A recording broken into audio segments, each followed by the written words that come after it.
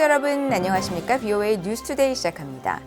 북한이 러시아 지원을 위해 추가 파병을 한 것으로 알려진 가운데 미국 정부는 북한의 우크라이나 전쟁 개입에 다시 한번 우려를 표명했습니다. 북러 군사 협력이 유엔 안보리 결의 위반이라는 점도 거듭 강조했습니다. 김영규 기자가 보도합니다. 미국 국무부 대변인은 지난 28일 북한의 러시아 추가 파병 정황과 관련한 BOA의 최근 질문에 우리는 우크라이나 전쟁에 대한 북한의 직접적인 개입에 계속 우려한다고 답했습니다. 그러면서 북한의 러시아에 대한 군대 파병과 그 대가로 러시아가 북한에 제공하는 모든 지원은 중단돼야 한다고 밝혔습니다. 이어 북한 군인에 대한 러시아의 훈련은 유엔 안보리 결의 1718호와 1874호, 2270호를 직접적으로 위반하는 행위이며 이들 결의는 북한에 또는 북한으로부터 군사훈련이나 지원을 제공하거나 제공받는 것을 포괄적으로 금지하고 있다고 밝혔습니다. 앞서 한국국가정보원은 지난 27일 언론에 배포한 공지를 통해 북한이 러시아군을 지원하기 위해 일부 추가 파병을 한 것으로 보인다고 밝혔습니다. 이어 이들 병력이 2월 첫 주부터 쿠르스크 전선에 다시 투입됐으며 추가 파병 준비 조짐도 파악된다고 설명했습니다. 정확한 파병 규모는 공개되지 않았지만 언론 등은 1,000명 이상으로 추정하고 있습니다. 북한은 지난해 10월 약 11,000에서 12,000 규모의 병력을 러시아에 파견했으며 이들 가운데 약 4,000명이 부상 또는 사망한 것으로 전해졌습니다. 이에 따라 전문가들은 전체 병력의 20에서 30%를 잃은 북한이 병력 재편에 나선 것으로 분석하고 있습니다. 이런 가운데 도널드 트럼프 미국 행정부 출범 이후 미군 핵 항공모함이 처음으로 한국에 전개됐습니다.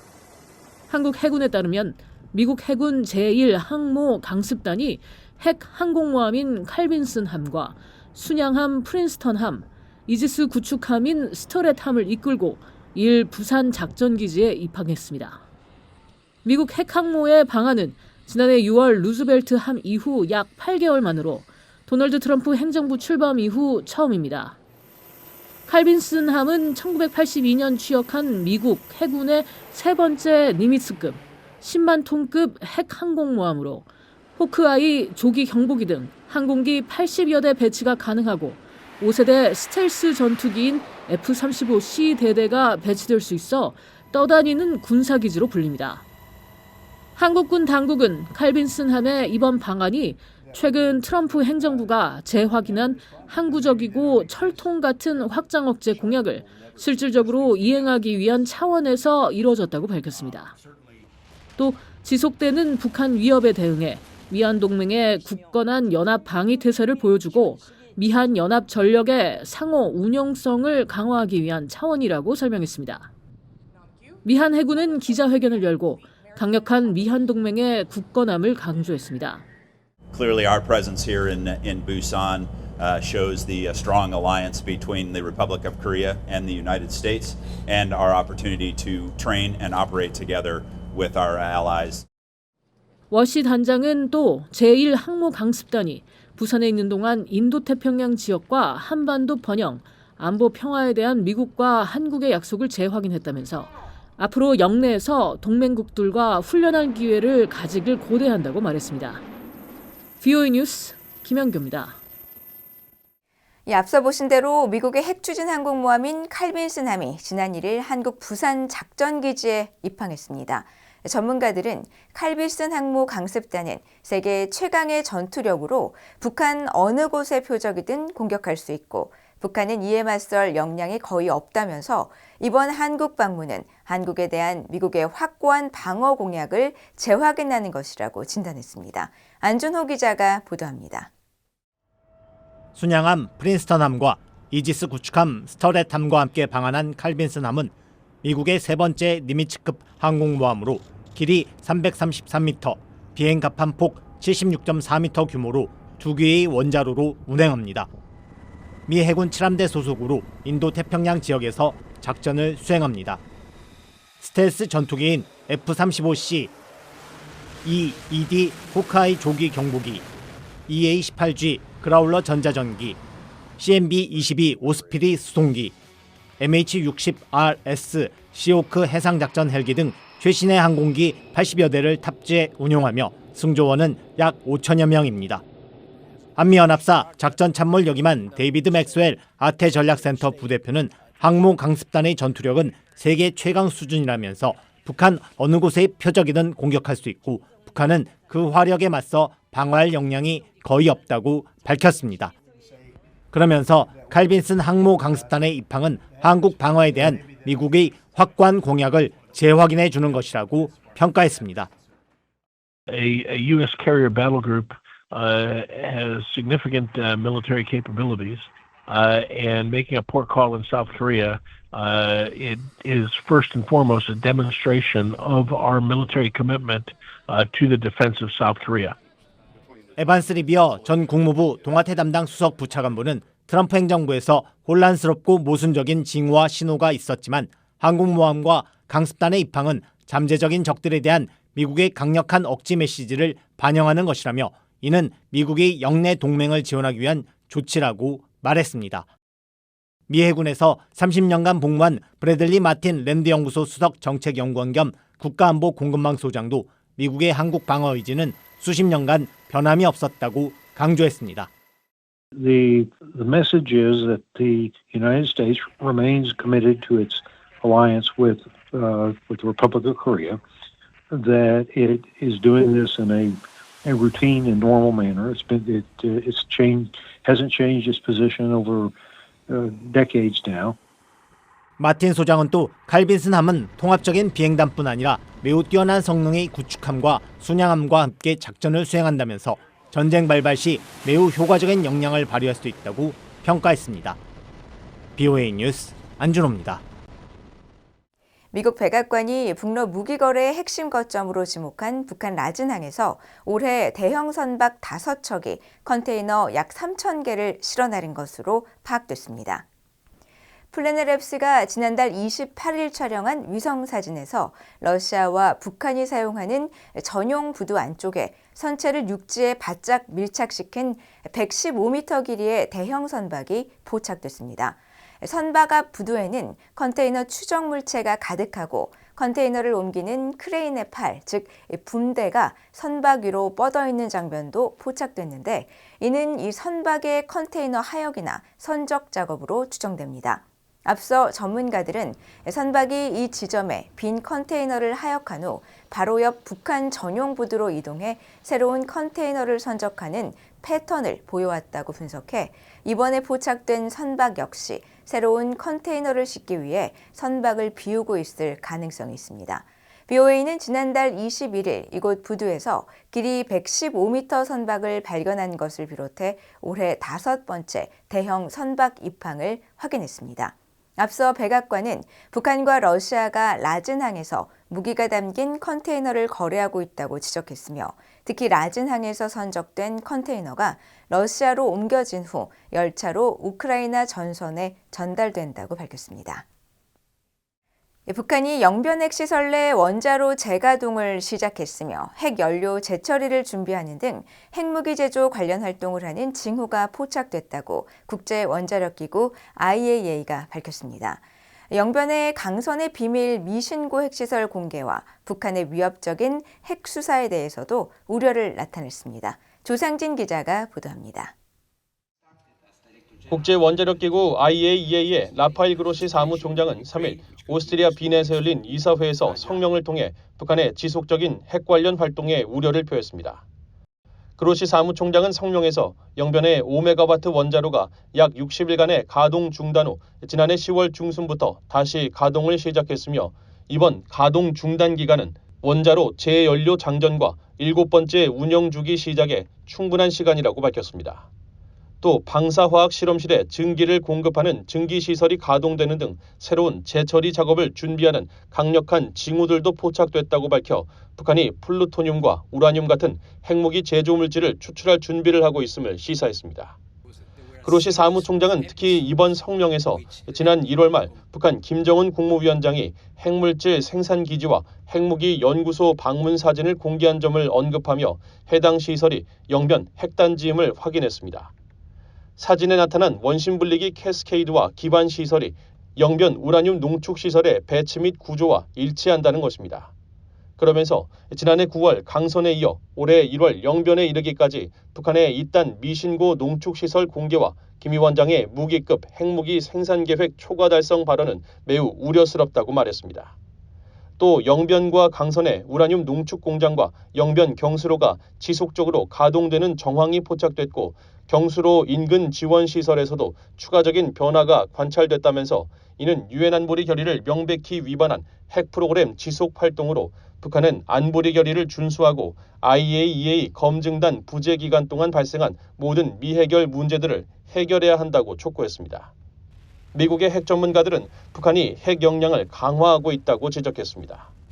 I think probably the most concerning thing is that they're very dedicated to increasing their capacity to make enriched uranium, and some major fraction of that is for nuclear weapons, and that North Korea wants us to see that it has a very robust and growing capability to make weapon-grade uranium. 올브라이트 소장은 그러면서 북한은 분명히 우리를 겁주기 위한 선전 활동도 하고 있다면서 우리는 이러한 점도 고려해야 한다고 강조했습니다. 국제원자력기구 IAEA 사무차장을 지낸 올리 하이노넨 스팀슨 센터 특별연구원은 북한이 강선과 영변에 저농축 우라늄을 무기급 우라늄으로 전환할 수 있는 시설을 확충하고 있는 것이 분명하다고 말했습니다. 그러면서 사진을 통해 추정된 원심 분리기 수를 고려할 때 북한은 연간 최대 10기의 핵탄두 생산이 가능할 것이라며 이는 북한이 핵 억지력을 구축하기에 충분한 숫자가 될 것이라고 분석했습니다. VOA 뉴스 조상진입니다. 지난해 북한의 암호화폐 해킹 공격이 전년도에 비해 2배 이상 급증한 13억 4천만 달러 상당인 것으로 나타났으며 북한 IT 노동자들이 위장 취업을 통해 암호화폐 기업 네트워크에 침투하는 사례가 증가한 것과 관련이 있는 것으로 분석됐습니다.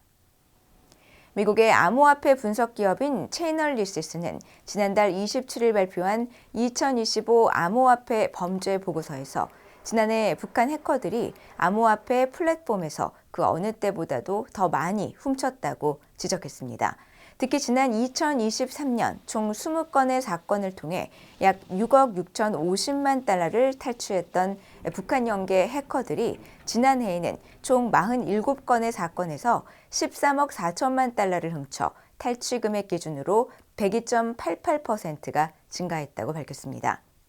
그러면서 지난해 탈취된 전체 암호화폐 금액에서 북한이 차지하는 비중은 61%며 전체 사건 수에서는 북한이 20%를 차지한다고 지적했습니다.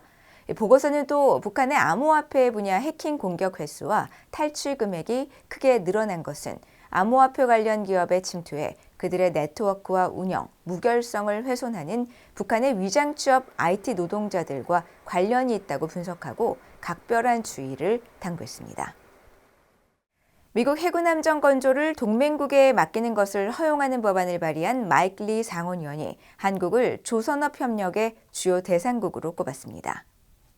리 상원의원은 3일 법안이 한국과의 협력을 염두에 둔 것인지 또 법안에 명시된 조약 동맹국의 범위를 명확히 해달라는 BOA의 요청에 미국 해군과 해안경비대의 선박 건조 요구를 충족시킬 수 있는 동맹국들이 있다고 언급하며 그중에서도 한국은 가장 중요한 국가라고 밝혔습니다. 이어 한국과의 관계를 활용하는 것은 상식적인 일이며 미국 국내 조선업계가 선박 수요를 충족할 수 있길 바란다면서 미국 해군의 준비태세는 수십 년 동안 침체됐으며 이제 더 이상 기다릴 여유가 없다고 말했습니다.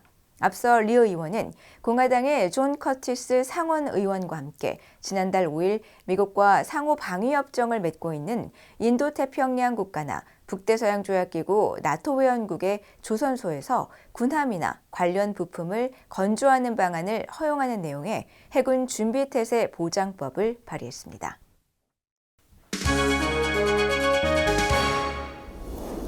국제뉴스입니다. 도널드 트럼프 미국 대통령이 러시아와의 종전 협상은 아직 매우 멀리 있다고 한 볼로디미르 젤렌스키 우크라이나 대통령의 발언을 최악의 발언이라고 비판했습니다.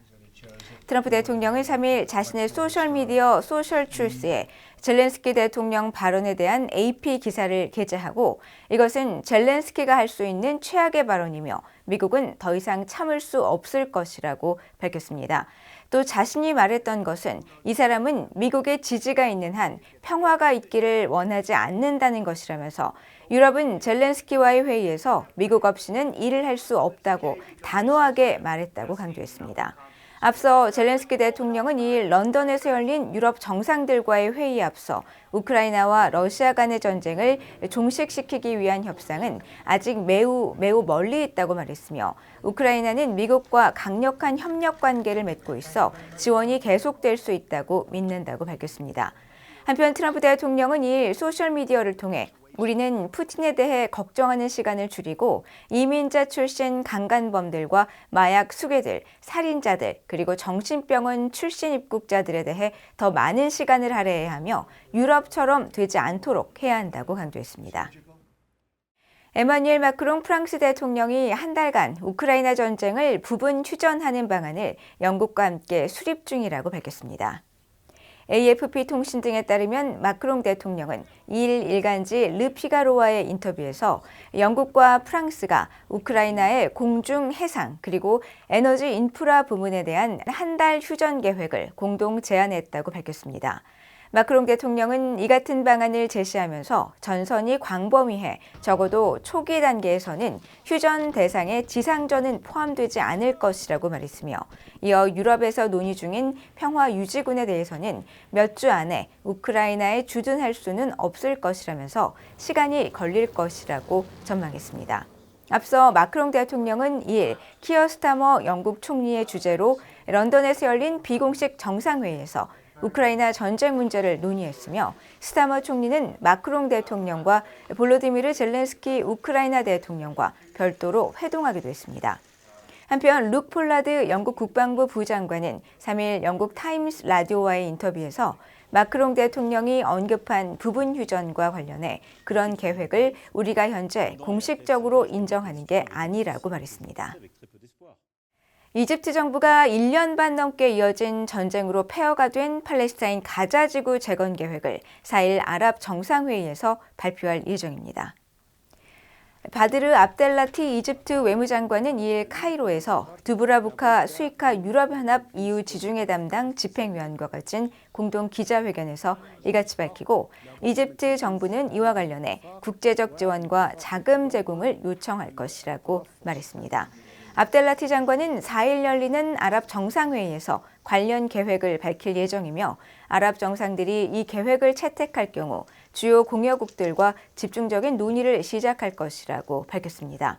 최근 도널드 트럼프 미국 행정부는 미국이 가자 지구를 재건 및 소유할 것이라면서 인접국 이집트와 요르단에 150만 명의 가자 난민을 수용할 것을 제안했습니다. 이집트 정부의 이번 발표는 가자 재건 작업이 미국이나 다른 영내 국가들에 의해 이루어질 수 있다고 트럼프 대통령이 밝힌 가운데 나왔습니다. 앞서 이집트와 요르단 등 아랍국들은 트럼프 대통령의 이 같은 제안에 거부 의사를 밝혔으며 아랍 주요 국가들은 이스라엘과 팔레스타인이 공존하는 두 국가 해법을 지지하고 있습니다. 타이완의 반도체 제조업체 TSMC가 미국의 1,000억 달러 규모 투자에 나섭니다. 도널드 트럼프 대통령은 3일 백악관에서 TSMC의 웨이저자 회장과 만난 뒤 이같이 밝히고 이는 우리나라의 엄청난 일이라고 강조했습니다. 트럼프 대통령은 이어 세계에서 가장 강력한 인공지능 AI 칩이 바로 이곳 미국에서 만들어질 것이라면서 이번 TSMC의 추가 투자로 대미 투자 총액은 1,650억 달러로 확대된다고 설명했습니다. 앞서 TSMC는 성명을 내고 우리는 트럼프 대통령을 만날 기회를 갖게 돼 기쁘게 생각하며 반도체 분야에서의 성장과 혁신에 대한 공동 비전에 대해 논의하길 고대한다고 밝혔습니다.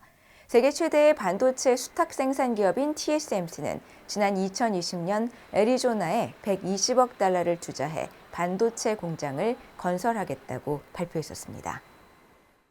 이상으로 BOA 뉴스투데이를 모두 마칩니다. 시청해주신 여러분 고맙습니다.